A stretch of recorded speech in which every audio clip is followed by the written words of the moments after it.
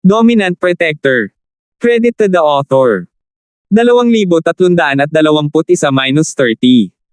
Ang mga pangalan po na nandito ay galing sa mga name generator. Kaya kung meron man pagkakatulad sa mga pangalan ng totoong tao o lugar, ito ay tunay na hindi sinasadya. Alam ni Jelay na wala siya sa negosyo, hindi niya ito tatawagan ng walang dahilan. Terence, kumakain ako ngayon sa restaurant ng hotel at nakita ko ang dalawang punk na naglalagay ng kung ano sa inumin ko. Nakaupo sila sa harap ko na may masamang intensyon, at hindi na ako naglakas loob na manatili pa, kaya pumunta ako sa washroom bago ako matapos kumain. Mabilis na sabi ni Jelay. Ano? Kumurap-kurap si Terence, hindi niya akalain na magiging ganito kabaliw ang mga gangster dito. Sinusubukang lasunin si Jelay sa isang restaurant ng hotel. Ano ang kanilang layunin? Hinahabol ba niya ang kagandahan ni Jelay, at gusto siyang idroga o kidnapin siya? Hintayin mo ako, babalik ako. Manatili ka sa banyo at huwag kang lalabas. Sabi ni Terence. Sige. Anong ginagawa niyo? Bakit kayo nandito? Ang gulat at galit na boses ni Jelay ay nagmula sa kabilang dulo ng telepono, at pagkatapos ay inagaw ang telepono ng may na tunog. Jelay! Tumalo ng puso ni Terence, at ang kabangisan ng hooligan ay wala sa kanyang inaasahan. Hindi gumana ang gamot, at tumakbo siya sa banyo para kunin siya. Anong meron? Anong nangyari? Mabilis na tanong ni Darwin Bro matapos marinig ang mga salita ni Terence. Nasa hotel ang kaibigan ko at nakadroga. Tumakbo siya sa banyo at sumugod din ang mga hooligan na iyon. Maikling sabi ni Terence. Oh, anong hotel? Tanong ni Kuya Darwin. Anong hotel? Sumimangot si Terence, wala talaga siyang maalala. Hiniling niya sa driver na magrekomenda ng isang malaki at marangyang hotel, ngunit naalala niya ang address, hindi ang pangalan. Nasa isang Milo Road. Anong hotel ta? On the way na. Pupunta rin tayo doon. Mapait na ngumiti si Brother Darwin at sinabing, iyan ang apoy na Wolf Hotel, isa sa pinakamalaking luxury hotel sa lungsod. Ito rin ang punong tanggapan ng Pulang Kabibe sa Chingram City. Firewolf Hotel. Kumurap si Terence, hindi inaasahan ang pangalan ng hotel. Pag-aari ito ng mga firewolves. Alam mo ba ang tungkol sa mga firewolves? Natigilan din si Kuya Darwin. Alam ko. Di ba magkapamilya kayo ng mga firewolves? Ngunit talagang pinagsama-sama ninyo sa publiko ang inyong punong tanggapan. Tanong ni Terence. Malalaman ng mga makakausap ang aking pangatlo sa utos ang sikretong ito. It's not unusual for your female companion to be taken away if she's staying in the Firewolf Hotel, sabi ni Kuya Darwin. Ang target nila ay ang ganitong uri ng dayuhang babae na single at nananatili sa apoy na Wolf Hotel. Tiyak na napakaganda ng kasama mong babae, di ba? Kung hindi, hindi sila magiging naiinip na gumawa ng isang hakbang. Ano, alam mo? Masasabi ni Terence sa tono ni Darwin na alam niya ang tungkol sa pagkidnap kay Jelay. May kaugnayan pa rin ito sa Poison Refinery Base. Mapait na ngumiti si Brother Darwin. Ang Poison Refinery Base ay matatagpuan sa isang liblib na lugar at sarado sa buong taon. Bagamat ang mga taong nagtatrabaho doon ay pawang biohumans. Ang antas ng pamamahala ay binubuo ng mga normal na tao, tulad ko. Walang maraming mga lugar ng pagtatalik doon, kaya't kapag may mga batang babae na nangangailangan, may mga babae na natural na makayanan ang ilang mga babae. Magpakamatay, kaya paminsan-minsan, isang bagong batch ang ipapadala. Ibig mong sabihin, nahuli nila ang kasama kong babae para ipadala sa drug refinery base. Sumimangot si Terence, madilim ang kanyang mukha.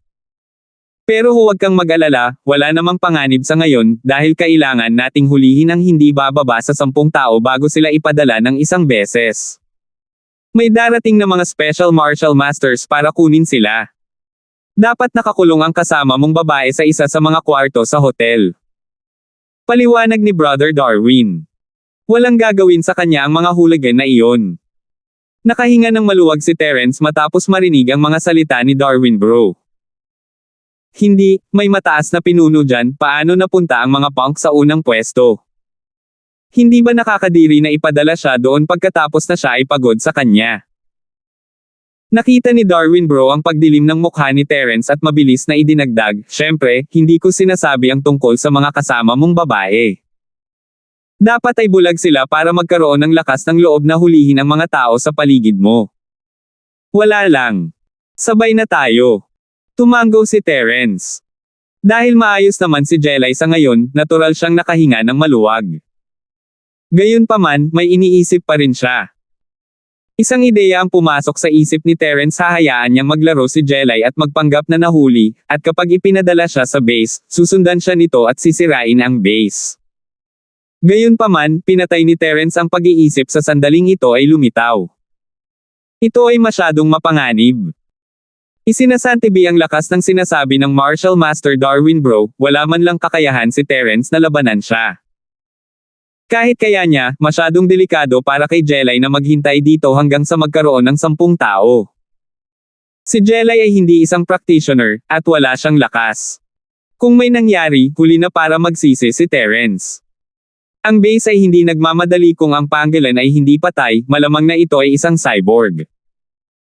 Hindi mahalaga kung pumunta si Terence ng mas maaga o mamaya, mas gugustuhin niyang maghintay hanggang magkaroon siya ng lakas. How about this? Mag-isa akong papasok mamaya at magdudulot ng eksena sa nasusunog na Wolf Hotel. Hintayin mo ako sa pinto. Kung hindi ko makita ang pangatlong master, maaari kang tumulong sa pagpapakilala sa kanya. Sinabi ni Terence kay Darwin pagkatapos ng ilang pag-iisip. Well, alam ni Darwin na gustong gamitin ni Terence ang pagkidnap sa kanyang partner para mabaliw. Sa ganitong paraan, hindi iisipin ng third in charge at ng iba pa na narito si Terence para kusa silang harapin, ngunit upang panindigan si Jelay. Kahit gumawa ng eksena si Terence, hindi tatakas ang third in charge. Sa ganitong paraan, walang kailangang gawin si Darwin bro. Masaya siya, ngunit iniisip niya, paano kung hindi nakita ni Terence ang ikatlong master pagkatapos ng gulo? Hindi ba makikilala ng mga taong iyon si Terence kung muli niya itong ipinakilala? Huwag kang mag-alala, babaguhin ko ang aking hitsura.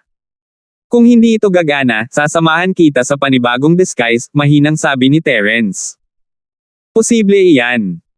Nakahinga ng maluwag si Brother Darwin at lihim na natuwa. May kotse ka naman di ba? Hindi binigyan ni Terence ng oras si Darwin para matuwa at nagtanong. Oo.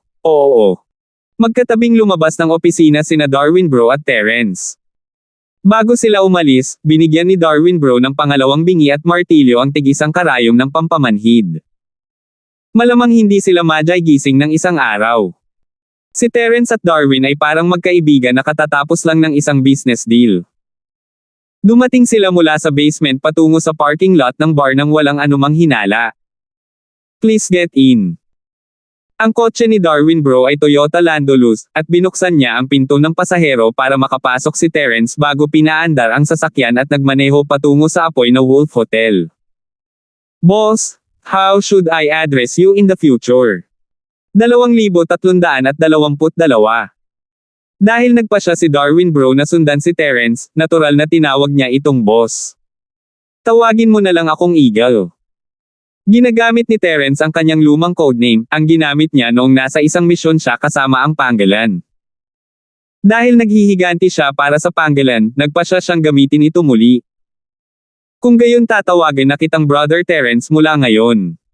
Maaari mo na lang akong tawaging Darwin sa hinaharap, sabi ni Kuya Darwin. Oo. Mahinang sagot ni Terence, iniisip kong alam ng third in charge kung saan ang base. Hindi nagtagal ay dumating ang kotse malapit sa apoy na Wolf Hotel.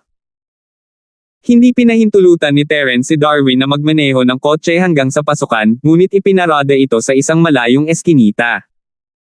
Natatakot siyang makilala ng mga tao sa hotel ang kanyang sasakyan. Bago bumaba ng kotse, tinapik ni Terence ang katawan ni Darwin ng ilang beses at sinabing, hindi ko tatanggalin ang iyong mga acupoint. Hindi mo magagamit ang iyong mga kamay o binti sa susunod na 10 oras. Siyempre, maaari mong subukang buksan ang iyong mga acupoint gamit ang iyong tunay na chi, ngunit kailangan mong tiisin ang mga kahihinatnan. Kuya Terence, huwag kang mag-alala.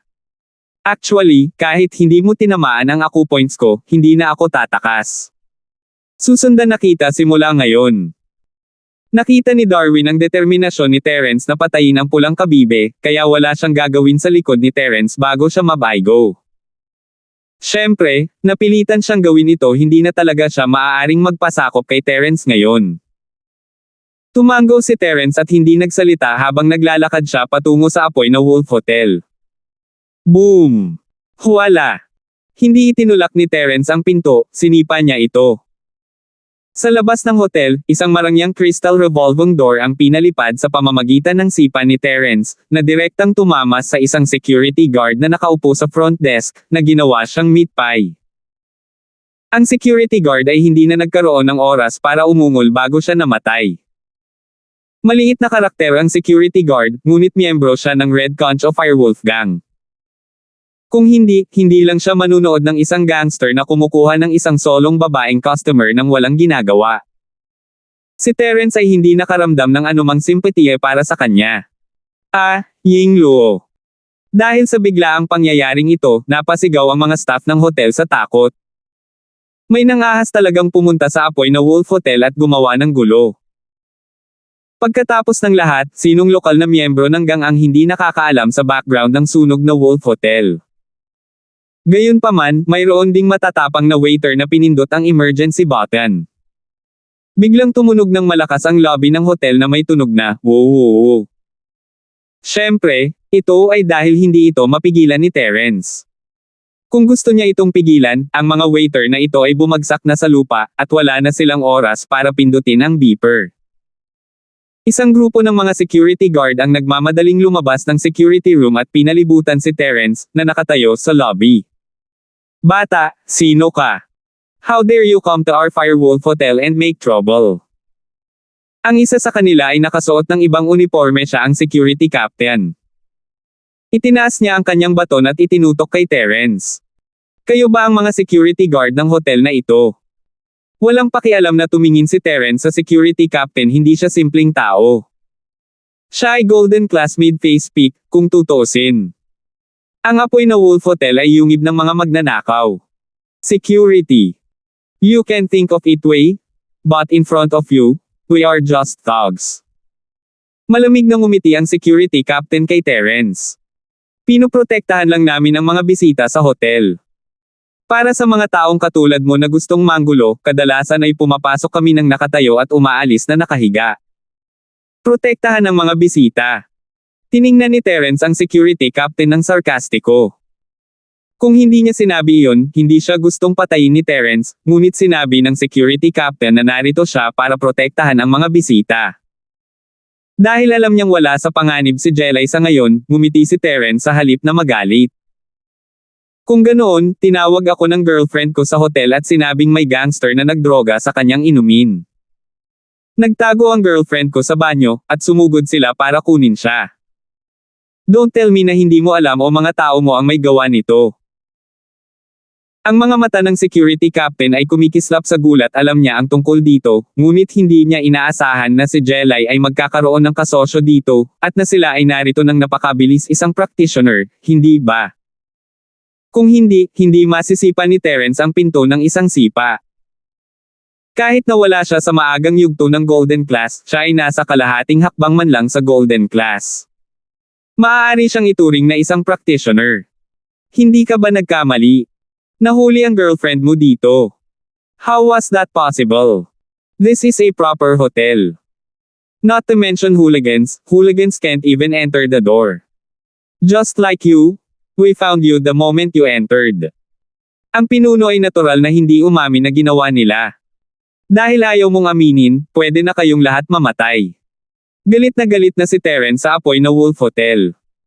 Sa malamig na emph, ginalaw niya ang kanyang katawan at ang grupo ng mga security guard na nakapaligid sa kanya, pati na rin ang mayabang na security captain, lahat ay nahulog sa lupa.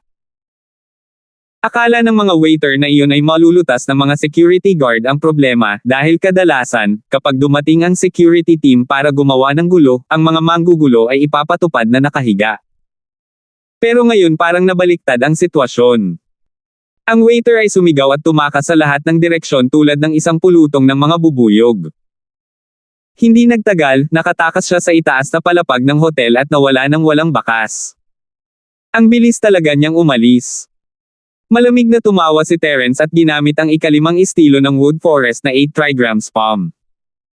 Nahati ang kanyang mga palad sa 10 palms at tumama sa bar counter, mga painting, sofa, chandelier, bonsai, at iba pang bagay sa lobby ng hotel na naging sanhi ng gulo. May makakausap ba ako? Ang may-ari ng lugar na ito, lumabas ka dito. Sumigaw si Terence pagkatapos niyang magbasag ng mga bagay. Ang kanyang boses ay hindi malakas, ngunit ito ay puno ng purong chi, at ang buong gusali ng hotel ay nanginginig. Kung hindi natatakot si Terence na saktan si Jelay, ginawa na sana niya ang ginawa niya kay Irving, na giniba ang buong hotel. Sa surveillance room ng Firewolf Hotel, tiningnan ng third in charge ang surveillance video sa lobby ng hotel na may nakatagong ekspresyon. He was in disbelief. What is this technique? Was it a martial technique? Paano niya nagawang mag-execute ng 10 palms ng sabay? Sa control room, hindi niya maramdaman ang lakas ng kakayahan ni Terence, kaya hindi niya masabi kung ano ang lakas ni Terence. I'm not sure, but it shouldn't be a martial arts technique. I've never heard of such a martial arts technique. It should be a fast movement technique, isang uri ng external martial arts. Sinabi ng unang bahagi ng Earth class pagkatapos mag-isip. Narinig ng third leader ang mga salita at tumango. Hanggat hindi ito martial skill, ayos lang. Ang taong ito ay hindi maaaring gumamit ng martial skill, kaya hindi siya dapat maging master. Zilong, Erwin, bumaba ka at hulihin ang lalaking ito. Utos ng pangatlong master pagkatapos ng ilang sandali ng katahimikan. 2,323. Bagamat hindi niya alam ang background ni Terence, ang mga pulang kabibe ay hindi isang sekta na takot sa gulo. Kahit sino pa si Terence, hindi siya makakaalis ngayon. Oo. Sina Zilong at Erwin ay parehong Mystic Late Face Peak, kapareho ng Dafang. Ang third leader at ang early Earth class ay natural na hindi gagawa ng ganoon kadali siya ang third leader ng Red Conch, at may intensyon siyang gawing ika-4 na leader ang maagang Earth class na ito. Ang dalawang ito ay mga boss, hindi normal na thugs.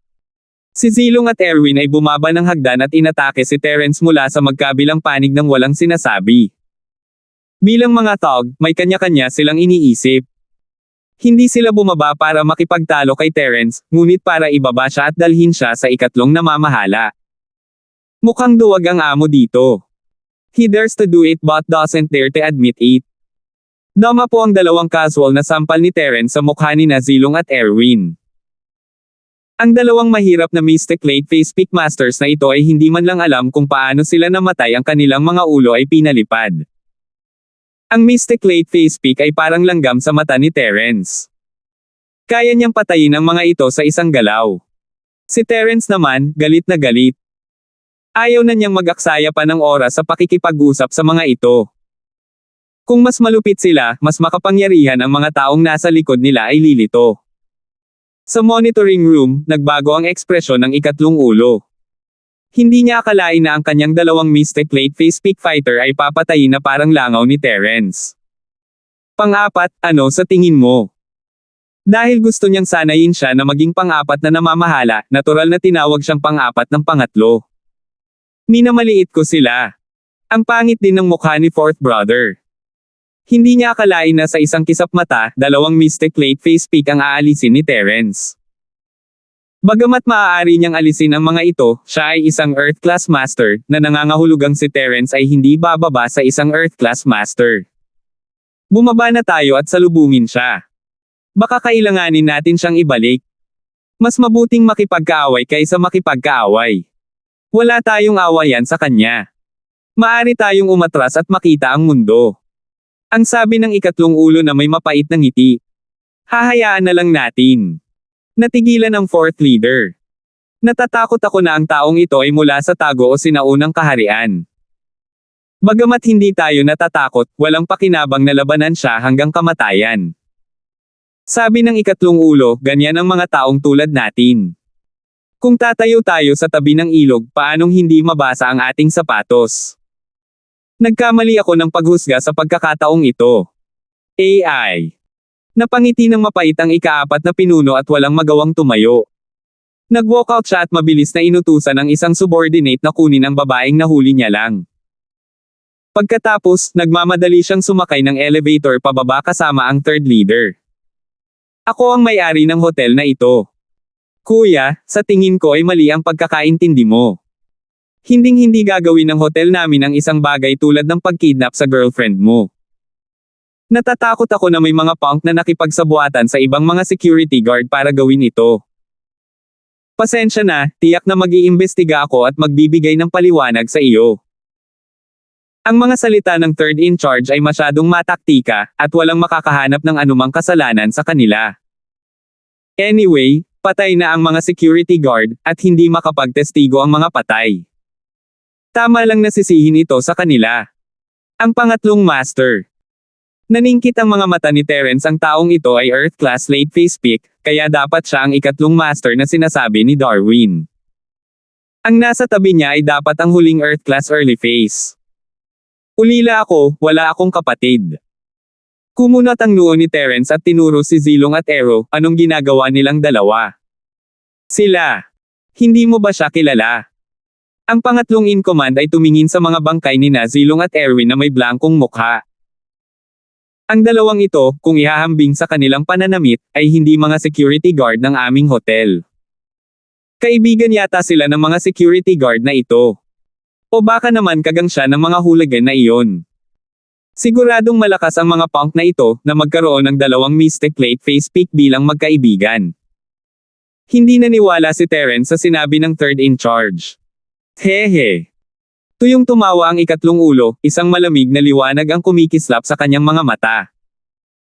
Nagawa na niya ang kanyang paninindigan at inamin ang pagkatalo, ngunit ang taong ito sa kanyang harapan ay napaka-agresibo pa rin.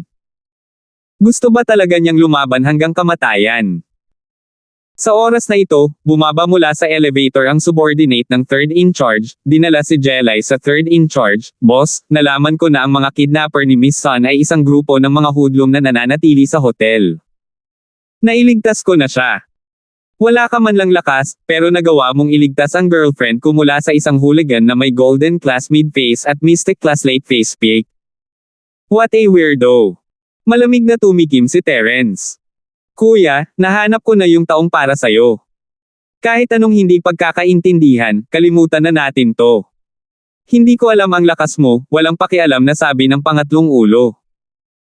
Pero natatakot ako na kung talagang mag-aaway tayo, baka hindi ka magkaroon ng madaling panahon.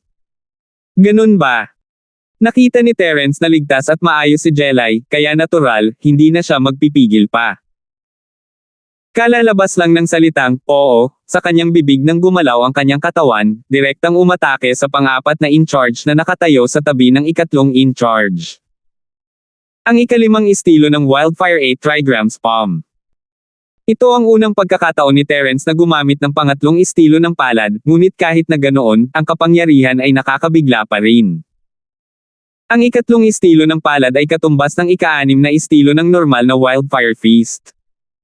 Tuwang-tuwa si Terence sa sitwasyon. Ang ika-apat na pinuno ay isang Earth Class Early Phase lamang, at ayaw ibunyag ni Terence ang lahat ng kanyang card, kaya ginamit lang niya ang pangatlong anyo. Ngunit gayunpaman, sa binagong bersyon ni Terence, mayroon itong kapangyarihan ng isang normal na ikapitong anyo. Boom! Dama po ang palad ni Terence sa dibdib ng ika-apat na pinuno. Ngumuso lang ang fourth leader at parang saranggola ang lumipad palabas na may putol na tali. Dumura siya ng isang subo ng dugo at dama po sa mga guho ng bar counter kung saan nabasag si Terence. Hindi na siya makabangon. Napakalakas. Si Terence ay hindi nakaimik, hindi niya akalain na ang palad ay magkakaroon ng ganito kalaking kapangyarihan. Ngunit si Terence ay nagsisimula ng medyo matakot sa Lowell. Siya ay isang Earth Class Early Phase lamang, at ang kanyang limang elemento na Bagua Palm ay mayroon ng kapangyarihan ng ikalimang galaw. Hindi ba't ang ikalimang galaw ay may kapangyarihan ng ika-25 galaw? Kahit na si Lowell ay hindi nagtataglay ng omnipotent martial technique tulad ng kanyang sarili at lubusan niyang naiintindihan at naisasagawa ang anumang martial technique, kahit hindi siya bihasa, ang ikalimang anyo man lang ay katumbas ng ika-20 anyo. Masyadong nakakatakot. Hindi naglakas loob si Terence na isipin kung anong uri ng kakila-kilabot na pag-iral si Lowell kapag siya ay lumaki. Nagsisimula ng magsisi si Terence kung mag-iipon pa siya ng kaunting oras, magagawa niyang patayin si Lowell. Dapat hindi na niya ito binuhay. 2324. Ngunit dumating si Clyde sa pinakamahalagang sandali kung nanatili si Terence ng kahit isang segundo pa, malamang na napigilan siya ng Clyde. Naku, lakas, sa huli, lakas pa rin. Dahil hindi ko pinatay si Lowell, tago pa rin siyang panganib. Sana napilayan ko na siya at hindi na makarecover. Mid-stage Earth rank, pero magagamit niya ang 7th move. Isang bakas ng pagdududa ang sumilay sa mga mata ng ikatlong ulo. Paano ito posible? Stop pretending. You guys planned this, right? Don't say that the security guards have nothing to do with you. I hate people like you who think you are smart. Mahinang sabi ni Terence. Brat, nakapagdesisyon ka na bang maghiganti? Nagdilim ang mukha ng third in charge, at lumakas ang kanyang aura. Mula sa kalmado sa simula, ito ay napuno na ngayon ng Zinchi, na nagpapakita ng kanyang lakas bilang isang Earth-class late phase pick. Maaaring magamit mo ang ikapitong galaw, ngunit napakahina mo pa rin laban sa akin. Ako ay Earth-class late phase pick, full circle, at magagamit ko ang 10th move. Sabihin mo sa akin ang iyong background. Wala akong pakialam kung anong klaseng background ang mayroon ka, ngunit kailangan mong bigyan kami ng paliwanag para sa usapin ngayon. Magpaliwanag ka. Sino sa palagay mo? Sabi ni Terence na may malamig na ngiti. Kahit na galing ka sa isang sinaunang sekta, hindi natin ito pwedeng pabayaan. Malamig na sabi ng pangatlong master. Isang sinaunang sekta. Sabi ni Terence, kinurot ang kanyang mga labi. Ang third in charge ay nakapos ang ekspresyon ni Terence ay tila nakakainsulto sa sinaunang sekta. Bumilis ang tibok ng puso niya nang bigla niyang naisip ang isang posibilidad, isang nakakatakot na posibilidad. Nanginginig ang boses niya habang sinasabi, could it be? You're from that place. Yung lugar. Anong lugar yon? Napakurap si Terence. Phew. Nakahinga ng maluwag ang third in charge nang makita niyang hindi peke ang nalilitong ekspresyon ni Terence. Hanggat hindi siya nanggaling sa lugar na yon, ayos lang. Ang apoy na Wolfgang at pulang kabibe ay hindi matatakot sa lugar na iyon kung sila ay nagtutulungan, ngunit siya ay isang maliit na sangay na pangatlo, hindi niya kayang labanan ang mga ito. Sumimangot si Terence at itinago ang pangalan sa alaala. Ang lugar na iyon. Ano ang lugar na ito?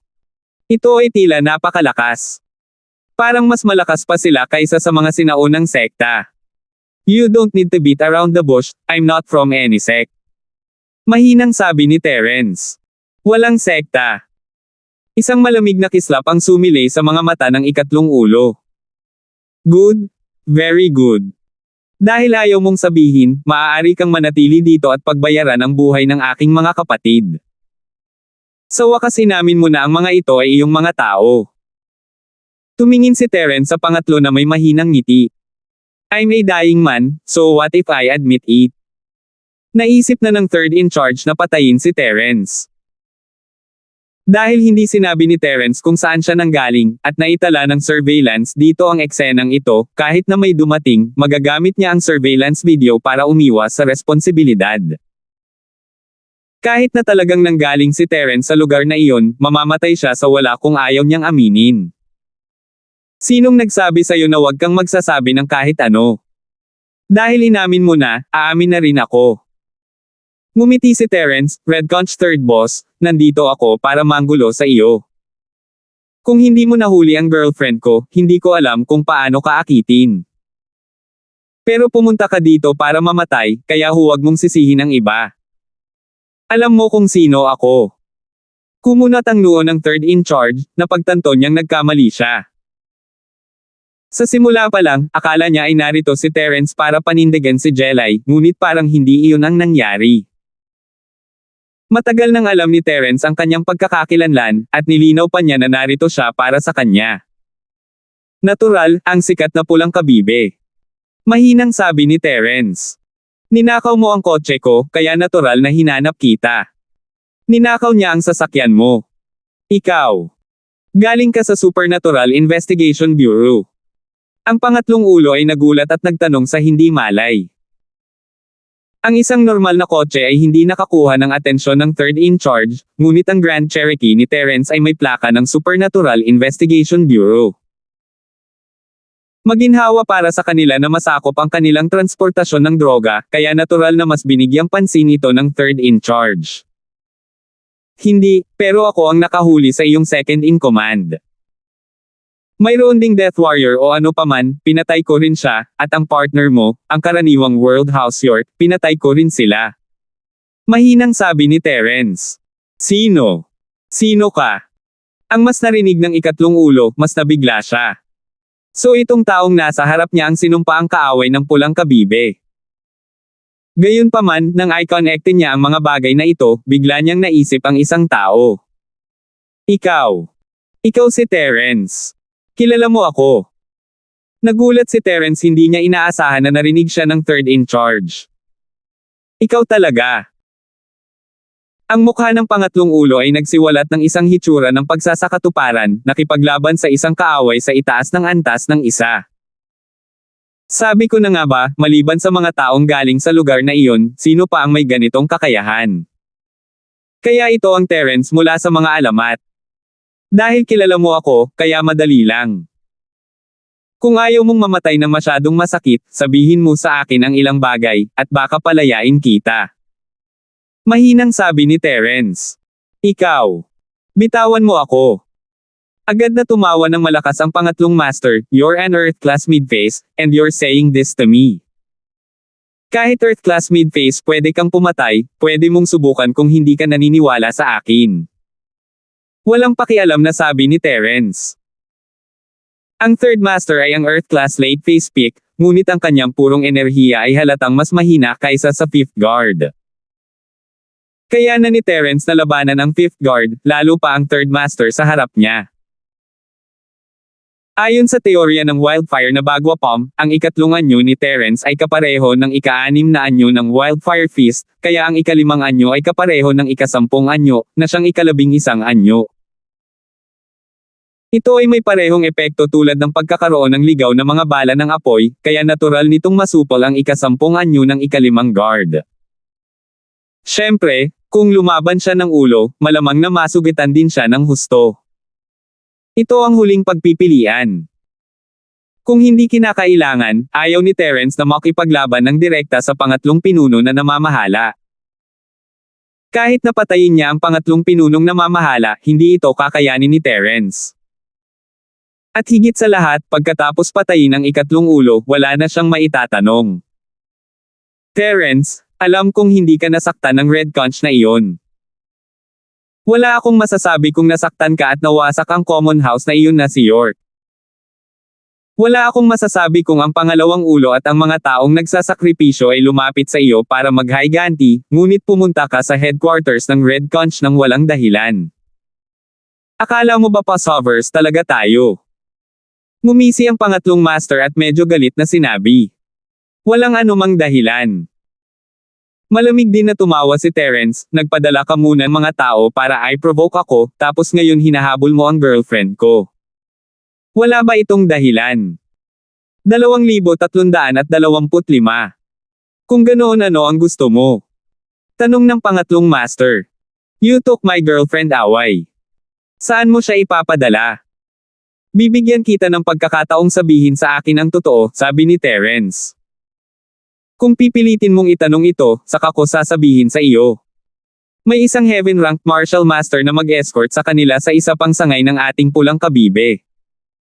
Hindi ko rin alam ang eksaktong lokasyon. Wala akong sapat na awtoridad, kaya ito lang ang alam ko.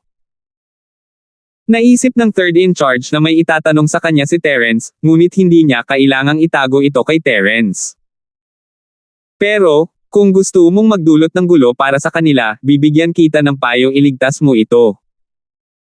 May sky class doon, at kahit gaano kalakas ang earth class na tulad mo, wala kang magagawa. Nako, salamat sa paalala. Medyo nadismaya si Terrence. Parang tama si Darwin bro. Wala kasing alam ang third in charge kay Darwin bro. Sa bagay kanina pa siya nasa base. Bagamat ang third in charge ay ang pinuno ng sangay, wala siyang gaanong alam tungkol sa base. Ito ba ang iyong poison refinery base? Isang poison refinery base. Marami ka talagang alam, hindi ba? Dapat lang, pero wala akong masyadong alam sa mga detalye. Hindi naman talaga pinadala ang girlfriend mo, so let's call it a day, okay? Tayo na ang bahala sa sarili nating negosyo. Talagang kinasusuklaman ng third in charge si Terence, ngunit alam niya na kung lalabanan niya si Terence, kahit napatayin niya si Terence, kailangan niyang magbayad ng malaking halaga. Ngayong patay na ang lahat ng master sa branch na ito, kung may nangyari sa kanya, gagamitin ng Supernatural Investigation Bureau ang pagkakataong ito para mahuli silang lahat ng sabay-sabay. Gusto talagang umiyak ng third in charge. Nako, nakalimutan kong sabihin sa iyo, ang biyenan ko ay si Thomas, kaya maaari kang mapunta sa impyerno. Tinanong ni Terence ang lahat ng mga tanong na kailangan niyang malaman, kaya hindi niya pananatilihin ang pangatlong ito sa pamamahala. Dagdag pa, si Terence ay may sariling mga plano. Ang lahat ng mga tao mula sa Pulang Kabibe ay pinatay niya, at si Darwin Bro na lang ang natira. Malamang nahayaan niya si Darwin Bro na kunin ang punong tanggapan ng Red Conch at pangasiwaan ang branch ng Red Conch sa Northland. Sa ganitong paraan, magiging parang may especially iya si Terence sa Pulang Kabibe, at mas madali para sa kanya na malaman ang ilang mga sikreto. Kaya't para maabot ni Darwin Bro, itong pako, sa tuktok, kinailangan ni Terence na alisin ang mga hadlang na ito para sa kanya, kahit na ito ay magbuwis ng kanyang buhay. Ang ikalimang galaw ng Wildfire 8 trigrams palm. Sa isang dagindong, ang aura ni Terence ay umabot sa tuktok nito. Sa sandaling ito, naningkit ang mga mata ng third leader at gumalaw din siya. Pakiramdam niya ay gusto siyang patayin ni Terence, ngunit ang ikinagulat niya ay hindi ginamit ni Terence ang kanyang buong lakas ng kalabanan niya ang ikaapat na pinuno. Sa pagkakataong ito, ginamit niya ang kanyang tunay na lakas. Ang sukdulang husay ng mga Firewolves, ang ikasampung anyo ng mga Firewolves dongal.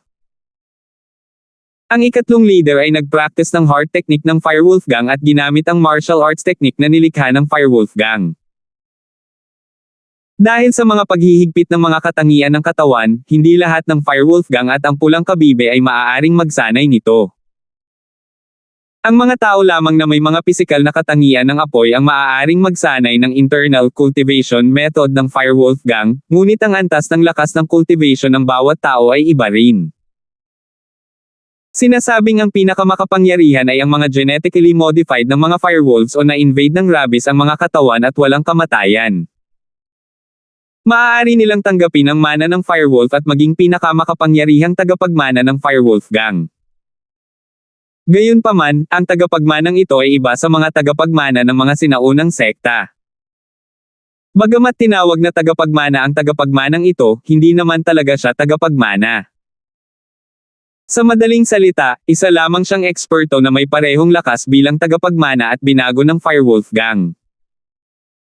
Sa ngayon, walang pagkakataon na mabuhay ang mga eksperto na genetically modified ng mga Firewolves, at ang mga inatake ng rabies virus ay patay na rin.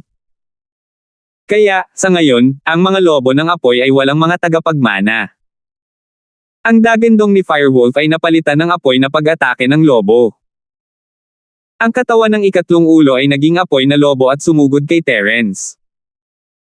Ang kanyang mga kamay ay naging mga kuko, tulad ng dalawang kuko ng lobo, na may matalas at mainit na apoy. Kumunat ang noo ni Terence. Hindi niya inaasahan na ganoon kabilis ang third in charge. Tumugon siya kaagad pagkatapos kumilos ni Terence. Siya ay mas mabilis kaysa sa ikaapat na namamahala.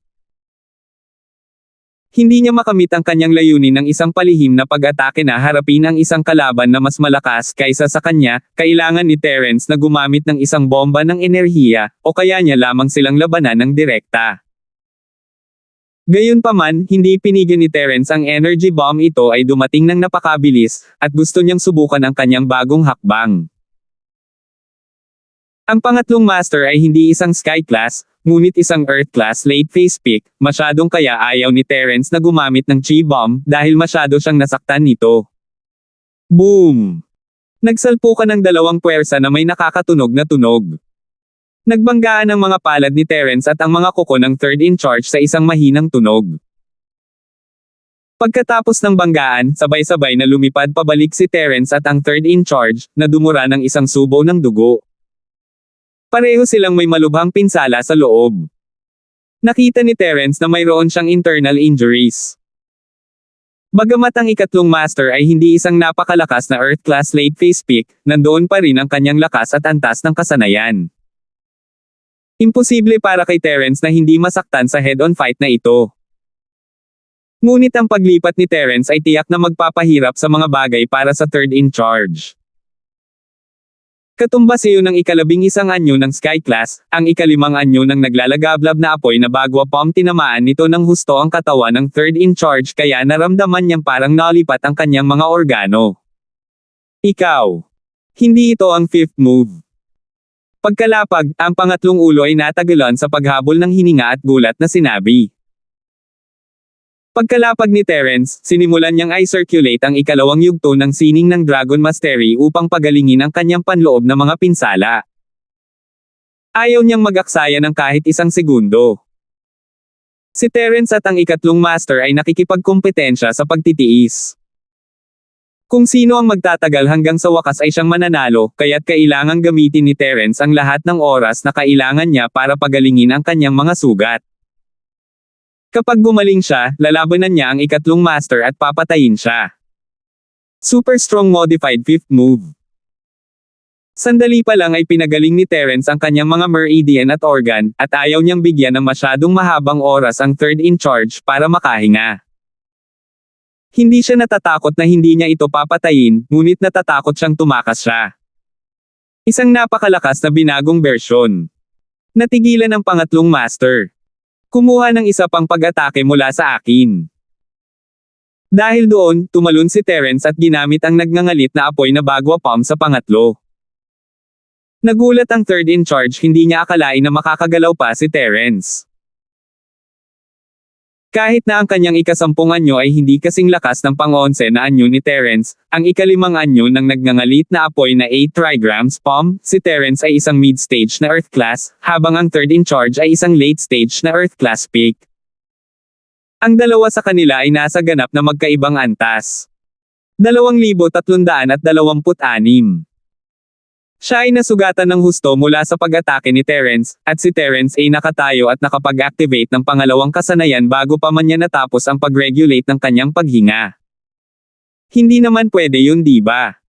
Unless nakahawak siya. Sa pag-iisip na iyon, hindi na natatakot ang third in charge kay Terence. Isa lang siyang malakas na pana, hindi na kailangang matakot sa kanya. Sino ba naman ang hindi marunong kumapit ng pilit? Tingnan natin kung sino ang huling tatawa. Kung mas malakas ang isa, mas mahaba ang maaaring tumagal. Ang ikatlong ulo ay ang Earth class late phase peak, at si Terence ay Earth class mid phase lamang.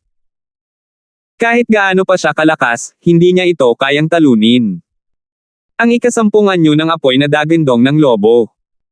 Ginamit muli ng third in charge ang sunog na dagandong ni Wolf, direktang tumama kay Terence. Ang dalawa sa kanila ay muling nakipag-away. Boom! Sa isa pang malakas na kalabog, mabilis na nagbanggaan ang dalawang palad at kuko ng dalawang lalaki sa kanaghiwalay. Lumuwa si Terence ng isang subo ng dugo, at gayon din ang pangatlo. Gayunpaman, ang mukha ni Terence ay hindi kasing putla gaya ng dati, habang ang mukha ng third in charge ay sobrang pangit. Hindi lamang ito mapatla, ngunit napuno din ito ng enerhiya ng Black Death. Hindi pa gumagaling ang kanyang panloob na mga pinsala, at nakikipaglaban siya kay Terence. Hindi ito maganda, ngunit mula sa pananaw ng third in charge, ang sitwasyon ni Terence ay mas malala kaysa sa kanya. Pagkatapos ng lahat, ang antas ng lakas ni Terence ay naroon. Siyempre, hindi niya nakita ang mukha ni Terence. Kung ginawa niya iyon, hindi niya iyon iisipin.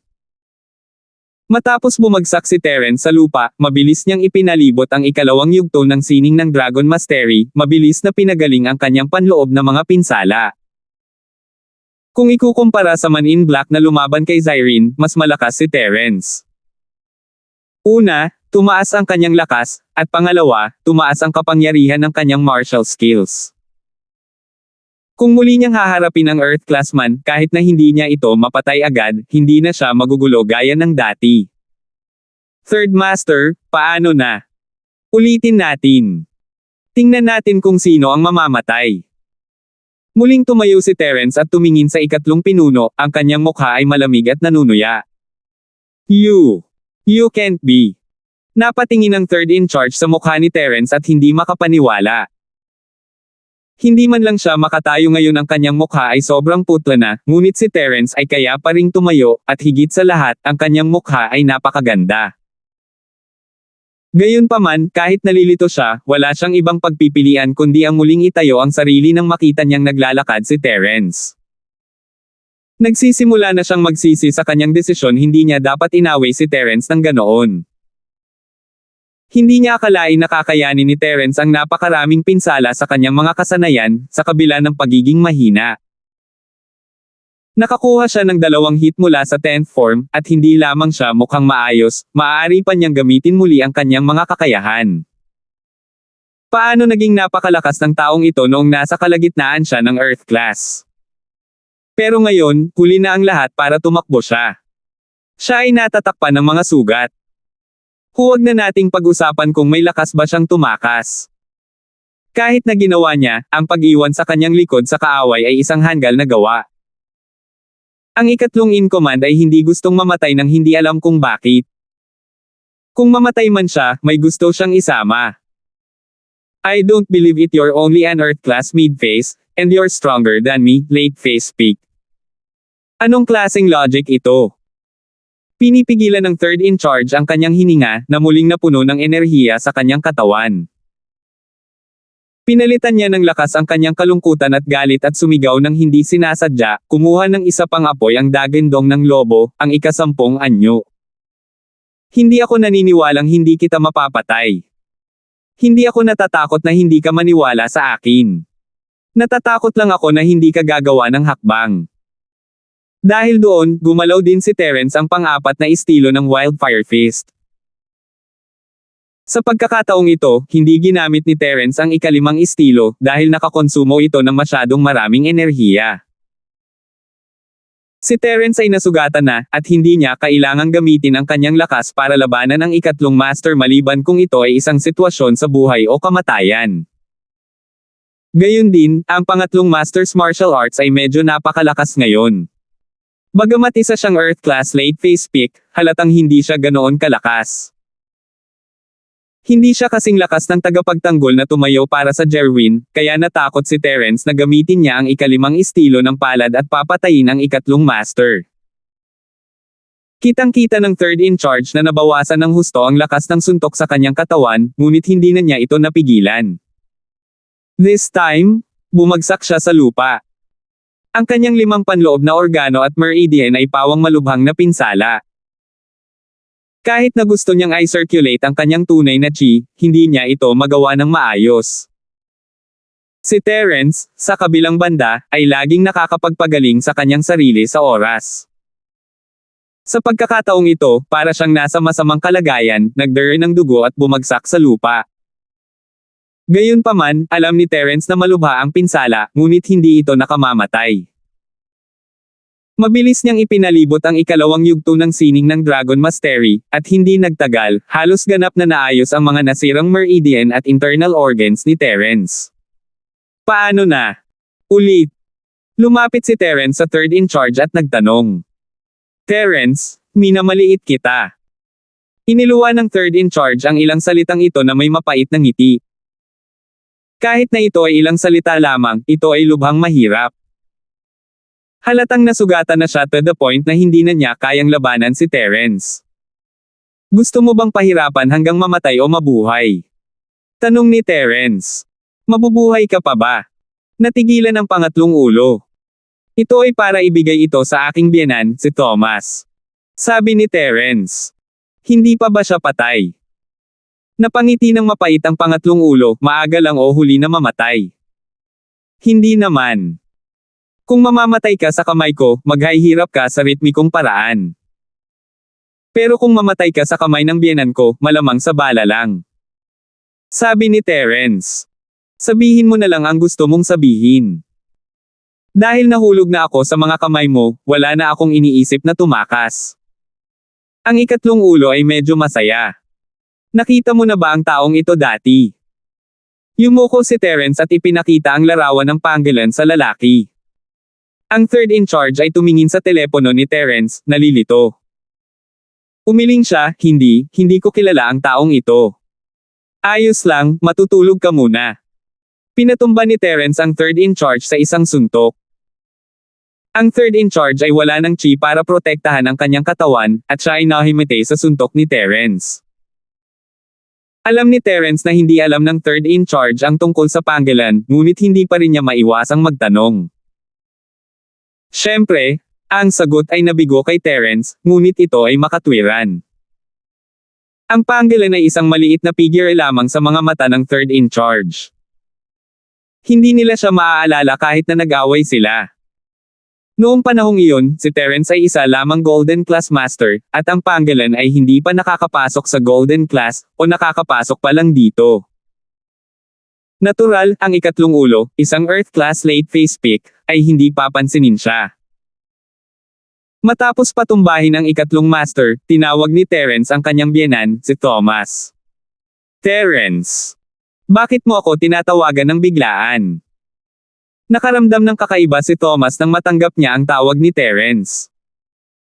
Pagkatapos pumunta ni Trixie sa Ice Palace, bihirang makipag-ugnayan silang dalawa sa isa't isa. 2,327. Uncle Thomas, pinalayas ko ang domestic branch ng Pulang Kabibe at napilayan ang kanilang ikatlong ulo. Sabi ni Terence. Ga! Narinig ni Thomas ang mga salita ni Terence at natigilan. Hindi niya akalain na ganito kalakas si Terence, pinalayas pa niya ang mga Pulang Kabibe na branch. Kailangang malaman ng isa na mayroon silang Earth Class late phase peak doon sa buong taon. Bagamat talagang gustong bunutin ni Thomas ang domestic branch ng Pulang Kabibe, dahil sa limitasyon ng kanyang lakas, hindi siya kumilos ng padalos-dalos. Terence, nasa Chingram City ka? Tanong ni Thomas. Oo. Alam mo na nasa Chingram City ang headquarters nila. Medyo nagulat si Terence. Hindi niya akalain na malalaman ni Thomas ang lokasyon ng punong tanggapan ng Red Conch. Narinig ko lang, pero hindi ako sigurado. Gayunpaman, nasa Chingram City ang sasakyan mo. I just checked the coordinates. Sabi ni Thomas. Nakikita mo ba kung nasaan ang kotse ko? Natigilan si Terence, naging kakaiba ang kanyang ekspresyon. Hindi niya akalain na makikita ni Thomas kung nasaan ang kanyang sasakyan. Kung alam niya, tinawagan niya si Thomas sa halip na gumamit ng lokal na linya. Gayunpaman, hindi nag-iingat ang Pulang Kabibe. Gusto talaga nitong gamitin ang sasakyang ito para maghatid ng droga. Kung ito ay matatagpuan, hindi nito malalaman kung paano ito namatay. Natural, nakikita ko ito. Ang kasalukuyang lokasyon ng sasakyan. Tiningnan ko ang mapa, dapat ay ang apoy na Wolf Hotel sa Chingram City. Nasa Firewolf Hotel ka ba? Tanong ni Thomas. Yes, I'll be here. Uncle Thomas, please send someone to take over. Sabi ni Terence. Okay, I'll send the local Supernatural Investigation Bureau members over now. Doon din ako sumasakay ngayon, kaya mamaya na lang ako. Mabilis na sabi ni Thomas. Sige, sabi niya. Binaba ni Terence ang telepono. Hindi niya inaasahan na ang sasakyan ay nasa apoy na Wolf Hotel. Malamang nasa underground parking lot iyon. Malalaman niya kapag pumunta siya. Ayos ka lang ba? Lumingon si Terence kay Jelay. I'm fine. Wala naman silang ginawa sa akin. Kinulong lang nila ako sa kwartong mag-isa. Ikaw naman, parang nasugatan ka. Sabi ni Jelay. Ayos lang ako. Halos gumaling na si Terence, kaya ayos lang siya. Para naman sa mga waiter at mga tauhan ng third in charge, wala na silang lahat. Nagtakbuhan silang lahat sa hotel, pero hindi sila naubusan. Hindi nag-alala si Terence na tatakas ang mga taong ito. Kapag dumating ang mga tauhan ni Thomas, maaari nilang sunggaban ang isang grupo ng mga ito. Nagpasya si Terence na isara ang pasukan ng underground parking lot at hintayin ang mga tauhan ni Thomas sa lobby ng hotel. Hindi nagtagal, narinig na ang tunog ng mga sasakyan mula sa entrance ng hotel. Tumangala si Terence at nakita niya ang mahigit 10 leopard na nakaparada sa harap ng hotel. Tila napagtanto din ni Thomas na maraming tao dito, kaya pinaponte niya ang napakaraming sasakyan. Pagkatapos may parada ang sasakyan, mabilis na pumasok sa hotel ang isang grupo ng mga lalaking naka-black. Nakita ng pinuno si Terence at agad na lumapit, "Hello, ikaw ba si Mr. Terence?" "Ako ang subordinate ni Captain Fane, ang taong namamahala sa Supernatural Investigation Bureau sa Chingram City, Balmore Colton." "Hello, Mr. Colton." Tumango si Terence at itinuro ang lalaking nasa lupa. "He's red and conscious, third boss. You guys can take him away, nakapatay na ako ng ilang practitioner underlings niya. Yung ibang staff ng hotel, you can do whatever you want with them. Nasa room 1209 ako, pagdating ni Tito Fang, hayaan mo na lang siyang hanapin ako." "Okay, Mr. Linford." Mabilis na tumango si Balmore at sinabing, "Maaari kang magpahinga muna, ipaubaya mo ito sa akin." "O sige, tanggalin mo yung video sa surveillance room. Ayokong may makaalam ng existence ko." Hinubad na ni Terence ang kanyang maskara at bumalik sa kanyang orihinal na anyo. Walang problema, agad na sumang-ayon si Balmore. Ang kahilingan ni Terence ay isang maliit na bagay sa mga mata ni Balmore. Bukod dito, hindi mailalabas ang ganitong uri ng confidential na video. "Jelay, mauna ka na, may gagawin pa ako. Babalik ako agad," sabi ni Terence kay Jelay. "Oh, sige." Huminto si Jelay, hindi niya alam kung saan pupunta si Terence, ngunit maaari niyang hulaan na may mga bagay na ayaw niyang malaman ng mga taong ito. Tumalikod si Terence at umalis ng hotel. Hindi nagpadala si Balmore ng sinuman para sundan si Terence. Alam din niyang madali para kay Terence na alisin ang mga taong sumusunod sa kanya. Sa kanilang lakas, hindi sila ang kalaban ni Terence. Natural, hinanap ni Terence si Darwin Bro. May gamit pa siya sa lalaking ito. Inalis na ng Investigation Bureau ang sangay ng Red Conch sa Chingram City, ngunit nandoon pa rin ang headquarters ng Red Conch. Hindi naniniwala si Terence na susuko sila sa base na ito sa bansa.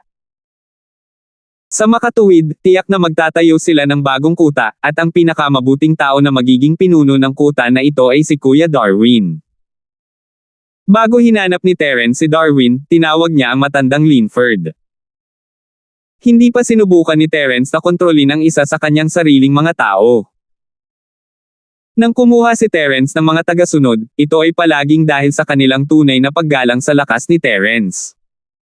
Ngunit iba si Darwin. Hindi maaaring panoorin lang siya ni Terence sa buong araw, at maaaring hindi talaga siya sumuko sa ganoong kaikling panahon.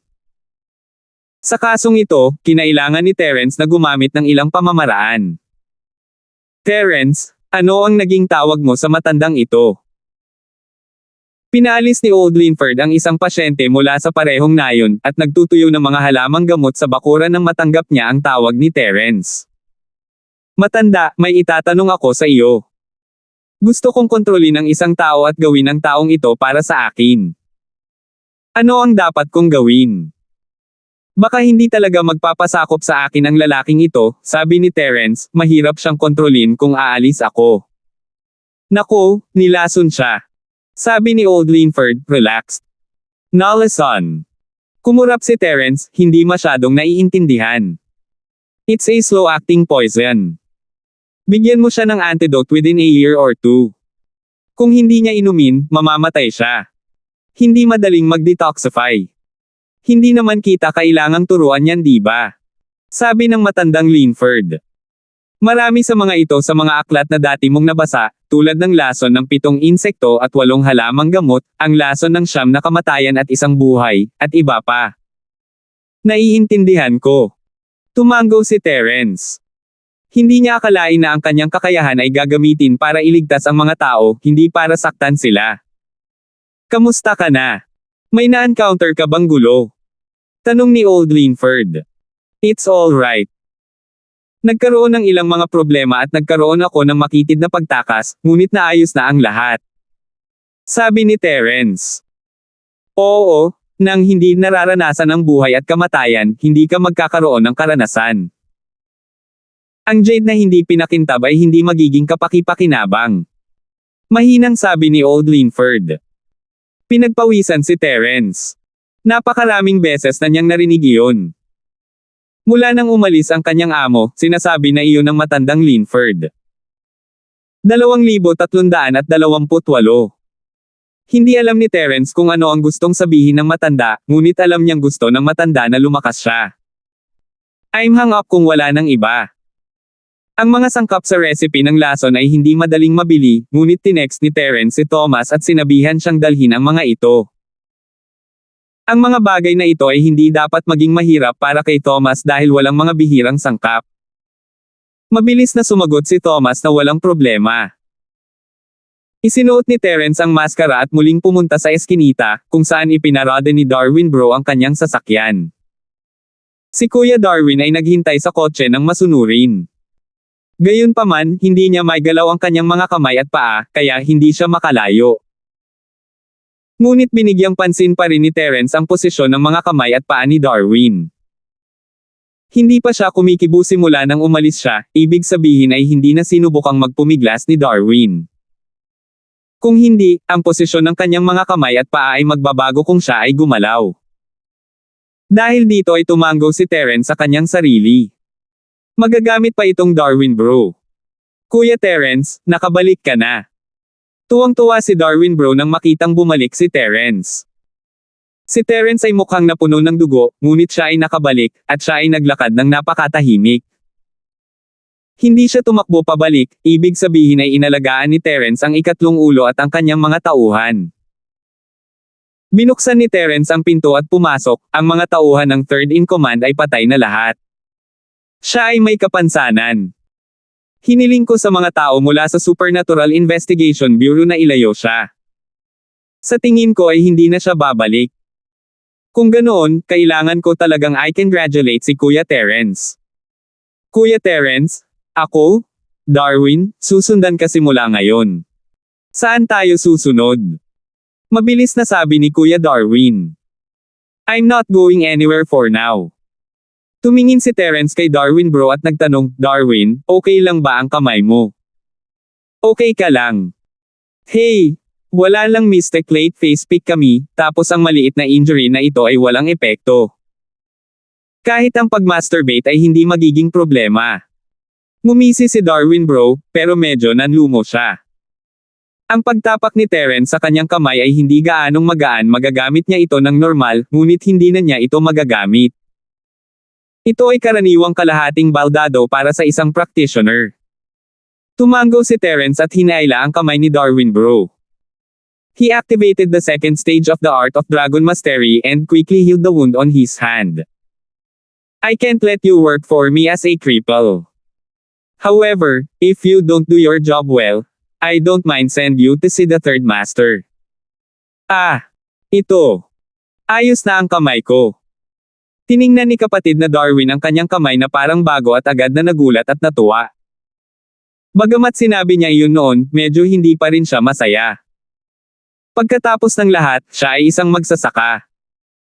Ang kamay na nakakagawa lang ng mga ordinaryong bagay ay walang pinagkaiba sa isang pailay sa kanya. Ngayong gumaling na ito, tuwang-tuwa siya. Ngunit pagkatapos ng kagalakan, mabilis niyang sinabi, Kuya Terence, huwag kang mag-alala. Sa hinaharap, magiging iyo si Darwin. Gagawin ko ang lahat ng gusto mong gawin ko. I'll let you stay here and take over the Red Conscious Branch. May problema ba kung ikaw ang ulo? Sabi ni Terence. Ako. Chief. Natigilan si Darwin Bro. Hindi niya inaasahan na gagawa ng ganoong kahilingan si Terence. Hindi niya ito iniisip noon, gusto lang niyang tumakas kasama si Terence at tulungan siya sa mga bagay na ganyan. Hindi niya akalain na hahayaan siya ni Terence na kunin ang third boss at maging big boss ng Red Conch Division. Don't tell me that after all these years, you don't have any connections in the Red Conch headquarters. Since you were able to transfer from the toughest place in the poison refinery base to enjoy life here, you should have your own ways, right? Tanong ni Terence. Meron akong paraan, pero masyado akong mahina. Kahit na hindi ako kasing lakas ng Earth Class late phase peak, kailangan kong maging Earth Class man lang. Kung hindi, magpapadala pa rin ang headquarters ng isa o higit pang Earth Class Masters. Nag-aalangan na sabi ni Brother Darwin. Tutulungan kitang umasenso sa Earth Class. Narinig mo na ang maliit na chi gathering pill, tama? Maari kitang bigyan ng isa para tulungan kang makalusot sa Earth Class sa maagang yugto, ngunit ang iba ay nasa iyo. Sa tingin ko, hindi ko na kailangang turuan ka kung paano pigilan sila sa pagpapadala ng mga tao, hindi ba? Sabi ni Terence. Sinabi mo na ang Supernatural Investigation Bureau ay nagbabantay sa kanila, at kung ang isang magsasaka ay papasok sa bansa, madaling sirain ang mga bagay kung sila ay pinupuntirya ng mga ito. Bilang katutubong puwersa, may kalamangan ka. Naiintindihan ko, Kuya Terence. Maraming salamat. Kung mayroon akong maliit na chi gathering pill, pagkatapos ay tiwala akong maaari akong maging malaking boss ng sangay. Mataimtim na sabi ni Kuya Darwin. Kapag na-secure mo na ang posisyon mo, mag-isip ka ng paraan para makalipat. Mas mainam kung maaari kang ilipat sa isang poison refinery base bilang isang person in charge o isang bagay na katulad nito. Kung hindi yun gagana, pagkatapos ay subukang malaman ang higit pa tungkol sa poison refinery base. Sabi ni Terence. Sige, nakuha ko. Tumango si Kuya Darwin at sinabing. Yun na lang muna. Magplano ka muna at magtago ka muna. Makakalabas ka lang pagkatapos na kinuha ng mga tao sa Supernatural Investigation Bureau ang third in command at ang iba pa. Sabi ni Terence. Oo, Kuya Terence. Mabilis na sagot ni Kuya Darwin. Direktang bumalik si Terence sa apoy na Wolf Hotel. Sinimulan na ni Balmore na linisin ang larangan ng digmaan. Ang mga may kaugnayan sa Pulang Kabibe ay dinala lahat sa base ng Supernatural Investigation Bureau. Sa kabilang panig, hinihintay lamang ni Balmore sina Thomas at Terence. Binati ni Terence si Balmore at umakyat sa itaas. Nakahinga ng maluwag si Jelay nang makita niya si Terence. Tapos na sa wakas. Hindi ko inaasahan na napakaraming bagay ang mangyayari sa linyang ito ng trabaho. Para sa akin ang lahat, salamat, Terence. Medyo emosyonal na sabi ni Jelay. You don't have to say that. Malaki ang naitulong sa akin ang nangyari sa Chingram City. Kung hindi lang nawala ang sasakyan ko, hindi ako makakahanap ng daan dito. Sabi ni Terence. Anyway, tatandaan ko. Sabi ni Jelay, seryoso at genuine ang tono niya. Hindi ko pa nakilala ang sinumang nagmamalasakit sa akin ng labis. Don't tell me sobrang touched ka na in love ka sa akin. Nakangiting tanong ni Terence habang nakatingin sa ekspresyon ni Jelay. Medyo. Seryosong tumango si Jelay, mukhang madami kang girlfriend. Iisa lang ang manliligaw ko. Sabi ni Terence. Ikaw. Hindi mo gagamutin ang iyong mga sugat. Namula ang mukha ni Jelay, medyo nahihiya habang iniiba ang topic. Ha! Ngumiti si Terence. Kaya napahiya din si Jelay. Umiling siya at hindi na siya kinindatan pa. Naka-crossleg siya sa kama at nagsimulang i-channel ang ikalawang yugto ng sining ng Dragon Mastery. Ang kanyang panloob na mga pinsala ay hindi malubha, at hindi mahalaga kung nagamot niya ang mga ito ng mas maaga o huli. Sa isang kisap mata, gabi na, at dumating si Thomas na may dalang mga sangkap na kailangan ni Terence sa paggawa ng lason. Maraming dapat gawin si Thomas, at kinailangan niyang bumalik at tanungin ang ikatlong pinunong namamahala. Pinakain lang niya sina Terence at Jelay bago umalis. 2,329. Ngunit sa mesa, nakaramdam siya ng kaunting hiya at awkward. Si Thomas ay ang ama ni Trixie, si Trixie ay ang kasintahan ni Terence, at siya ay nakaupo kasama si Terence. Ano ang nangyayari? Kahit alam ni Jelay na wala siyang ginawa kay Terence, lumabas sila sa iisang kwarto. Mahirap tiyakin na hindi ito maiisip ni Thomas. Ngunit ang ikinalitaw niya ay hindi nagtanong si Thomas tungkol dito, at ang kanyang saloobin sa kanya ay napaka-friendly. Ngumiti pa siya at sinabing dati na niyang kaibigan ang matanda, at hindi naman masama ang kanilang relasyon. Terence, nakipag-ugnayan ka na ba kay Trixie? Tanong ni Thomas kay Terence pagkatapos kumain. Hindi, pero sa tingin ko ay nakipag-ugnayan na si Cheryl at ang iba pa kay Trixie noon pa. Umiling si Terence, sinabi nila sa akin na gusto ni Trixie na makahanap ako ng pangunahing asawa. Medyo nalilito ako. Huminto sandali si Thomas bago ngumiti. Naiintindihan niya ang nangyayari. Binalaan siya ni Cheryl tungkol kina Terence at Josephine. Malamang na naalala ni Terence na siya ay may pangunahing asawa kaya pagkatapos makipag-usap kay Trixie, binago ito ni Cheryl sa paghahanap niya ng pangunahing asawa.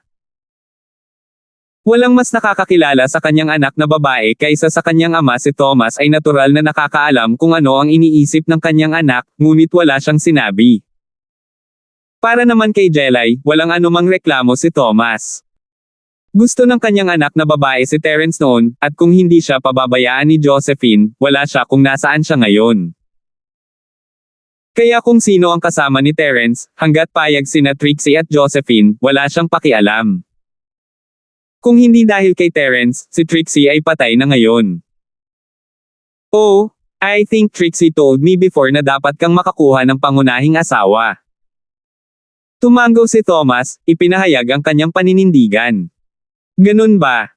Naniwala si Terence ngayon na sinabi ni Thomas, ngunit nakaramdam siya ng kaunting kakaiba. Haha, sige, babalik muna ako. It's all thanks to your help this time, or hindi ko na sana maabutin ang pangatlong master. Sinabi ni Thomas, ngunit ito ay isang sanga lamang ng pulang kabibe. Ang paghuli sa kanilang mga tao ay magpapatigil lamang sa kanila saglit. Hindi sila masyadong masasaktan. Sana ay may makuha tayong kapaki-pakinabang sa pagkakataong ito. Tumango si Terence, ngunit hindi gaanong nagpaliwanag. Ang pangatlong ulo ay walang masyadong alam, at tinanong niya ang lahat ng kailangan niyang malaman. Si Thomas ay malamang na hindi rin makakakuha ng anumang kapaki-pakinabang mula sa kanya. Kung kaya niya, bakit pa maghihintay sa pangatlong ulo kung sinabi na ng una at pangalawang ulo? Kung tungkol sa lakas ng ikatlong ulo, walang dapat ikatakot. Malubhang nasugatan siya at imposibleng gumaling siya. Kung wala ang mga maliliit na reversion pill at meridian opening pill na iyon, siya ay magiging walang silbi sa natitirang bahagi ng kanyang buhay. Pagkaalis ni Thomas, isinara ang apoy na Wolf Hotel. Naturally, sina Terence at Jelay ay hindi maaaring magpatuloy sa pananatili dito. Kahit ginawa nila, wala nang waiters. Ang mga may kaugnayan sa pulang kabibe ay kinuha lahat, at ang mga hindi kamag-anak ay nawala lahat.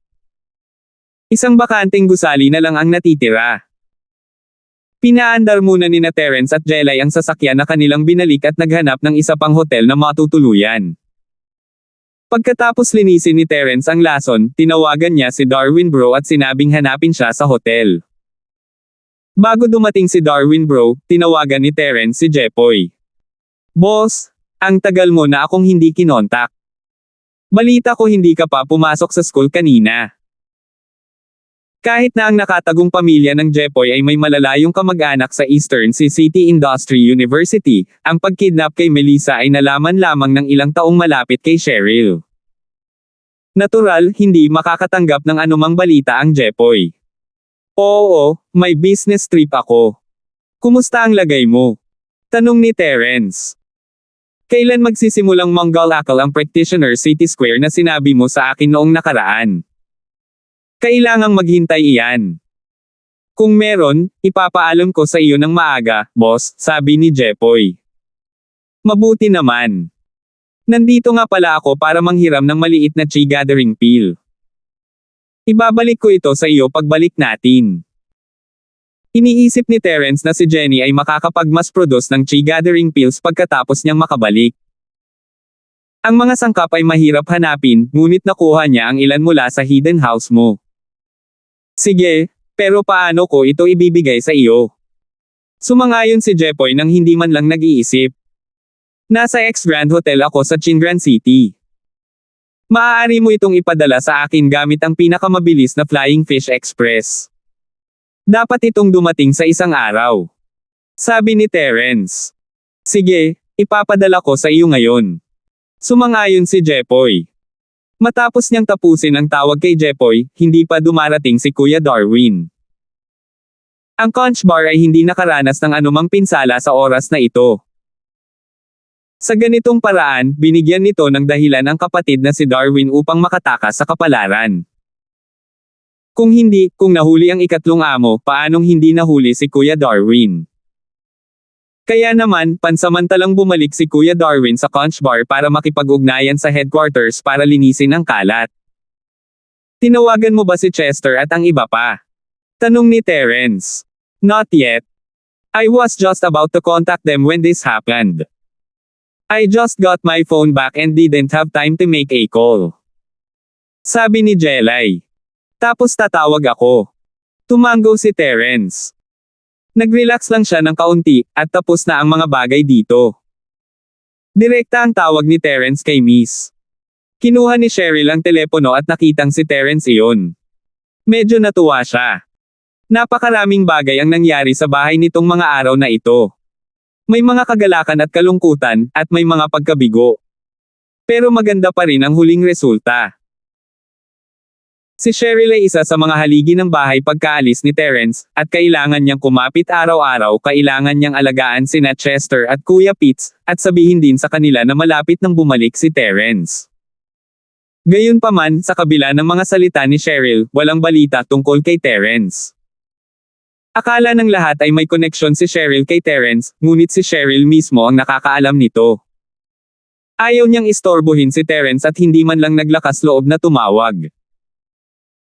Gayunpaman, kailangan niyang kumilos na parang alam niya ang lahat at sabihin sa lahat na huwag mag-alala. Bumalik na si Terence at magiging maayos na ang lahat. Kaya naman, tuwang-tuwa si Cheryl nang makita niya ang numero sa kanyang telepono. Ang Miss na karaniwang hindi nagagalit o gumagawa ng anumang bagay na perwisyo ay nasa sabik sa unang pagkakataon, Terence, babalik ka kaagad.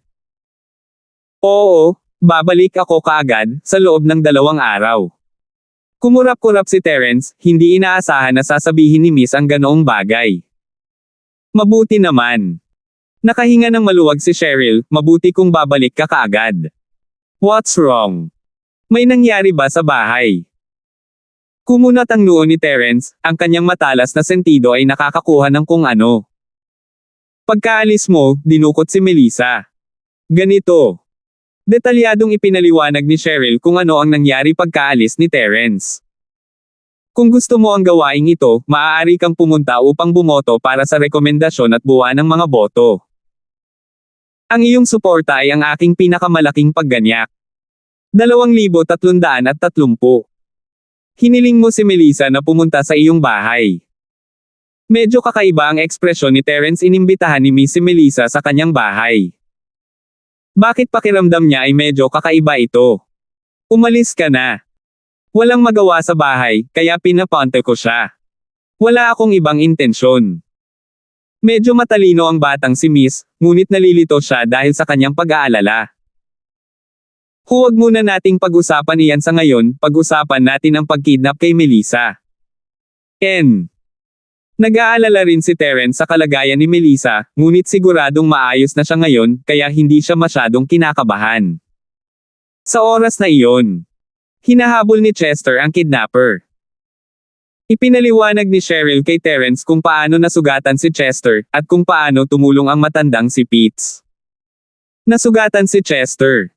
At ganoon din si Lolo Pitts. Si Terence ay sumimangot, ang dalawa ay wala sa anumang panganib, kaya hindi siya masyadong nag-aalala. Ang inaalala niya ay kung sino ang kalaban, para masaktan pa si Kuya Pitts. Sa isiping iyon, si Terence ay medyo sabik na umuwi. Kapag tapos na ako rito, babalik ako kaagad. Tama, ano ang sinabi ng magnanakaw na kanta na inalis ni Amara? Walang balita mula kay Kuya Amara. Tatawagan niya ako kapag may balita siya. Pero kahit nahuli ang kidnapper, may ilang kaso pa sa Eastern City, at ang mga biktima ay pawang mga estudyante na may pera sa kanilang mga pamilya, sabi ni Cheryl. Mukhang nagkataon lang ang pagkidnap kay Melissa, at nabalitaan kong dinukot din ang anak ng isang gangster. Nasugatan din ng Golden Class bodyguard na itinalaga niya sa kanyang anak. Oh, baka nagkataon lang. Medyo nag-relax si Terence matapos marinig iyon, mabuti kung hindi ito itinuro sa kanya at kay Melissa, ngunit tila mas malamang na ito ay nagkataon lamang. Ang daming nakidnap, kung tutuusin. Posible, pero mas naging maingat si Melissa sa mga araw na ito. Siya ay nananatili sa paaralan, at hindi ako nang ahas na yayain siyang muli. Sabi ni Cheryl. Alam ko, babalik ako kaagad. Sabihin mo kay Chester at kay Kuya Pai na huwag mag-alala, at gagamutin ko sila pagbalik ko. Kung tungkol sa Shelton na iyon, dalhin mo rin siya sa villa, gagamutin ko rin siya. Sabi ni Terence. Sige, sasabihin ko sa kanila. Kinausap ni Cheryl si Terence at alam niyang matagumpay na naayos ang usapin sa panig ni Terence. Lalong gaman ang pakiramdam niya at agad na lumabas ng silid para sabihin kina Chester, Sean at matandang si Pai ang mabuting balita. Ngunit nang lumingon siya, nakita niya si Yasi. Cheryl sis, ang songgit mo. Tinawagan mo si Shield bro nang hindi sinasabi kay Yasi. Inilagay ni Yasi ang kanyang mga kamay sa kanyang baywang at ngumiti habang nakatayo sa likod ni Cheryl. Yasi. Ikaw. Kailan ka pumasok? Tumalon si Cheryl. Masyado siyang excited nang mapansin niyang may pumasok sa kwarto niya. Nako, ngayon lang ako pumasok pagkatapos mong kausapin si Shield bro. So gusto pa rin ni Cheryl si Shield bro, ha? Napuno ng saya ang mukha mo nung tumawag si Shield bro, sabi ni Yasi. Meron ba? Napakurap-kurap si Cheryl, naalala na nasa likod niya si Yasi. Paano niya siya makikita? Nagsisinungaling ka ba sa akin? Galit na tanong niya. Tingnan mo kung paano kita parurusahan. Arg. Hindi. Dapat kang pumunta at sabihin kay Chester ang magandang balita. Sabi ni Yasi habang tumalikod at tumakbo. Namula si Cheryl habang nakatingin sa likod ni Yasi.